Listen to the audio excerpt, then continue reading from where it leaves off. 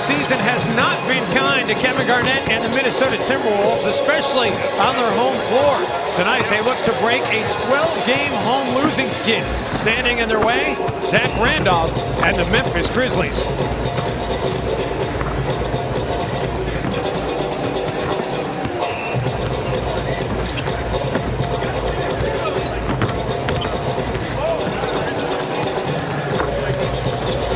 Sunday fun day in downtown Minneapolis, where this afternoon the 4-5 Timberwolves will play in their first of 6 Sunday matinees on this season's schedule as they welcome in the 4-6 Memphis Grizzlies. Let's set the stage. The Wolves enter today's game in the midst of a 3-game losing skid, but the young Bounce brothers did all they could Friday night to try and right the ship. Zach LaVine and Andrew Wiggins combined for 52 points in the 4-point loss in Indiana.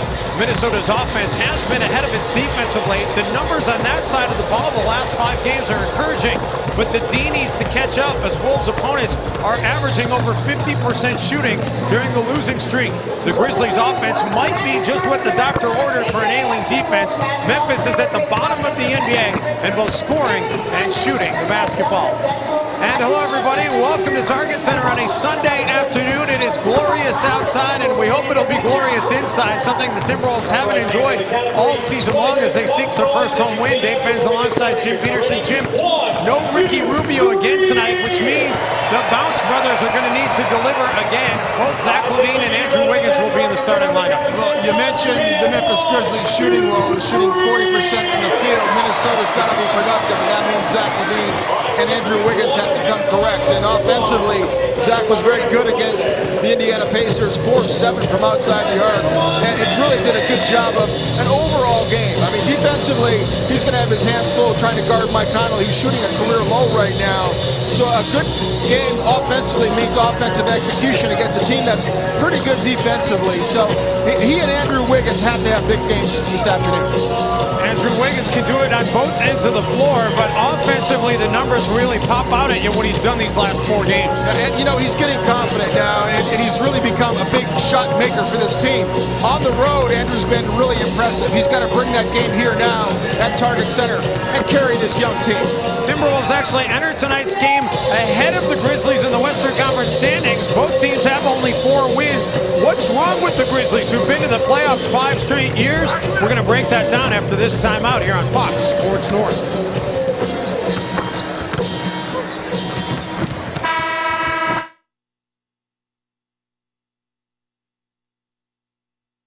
Justin Shackle as we get you set for the Timberwolves and the Grizzlies. Timberwolves trying to snap a 3-game skid. We see the Northwestern Division standings right now in the Western Conference, and the T-Wolves coming in at 4-5, right behind the first place Oklahoma City Thunder, winners of 3 in a row. They come in at 6-3.